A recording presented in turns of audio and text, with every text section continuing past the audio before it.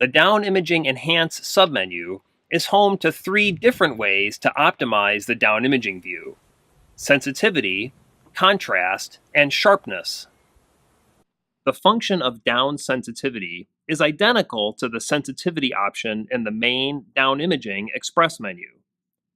Its presence in the Enhance submenu gives us a convenient opportunity to adjust sensitivity in parallel to contrast and sharpness.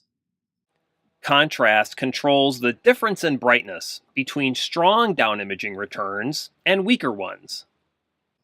Increasing down imaging contrast will make bright objects brighter while making dark objects darker.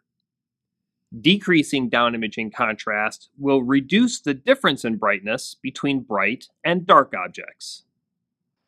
Sharpness will eliminate weak, fuzzy down imaging returns that are next to strong, bright ones. Sharpness has 4 settings, and the default sharpness setting is off.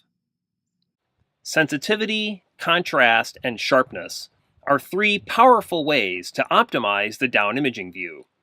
You'll find them all on the Down Imaging Enhance submenu.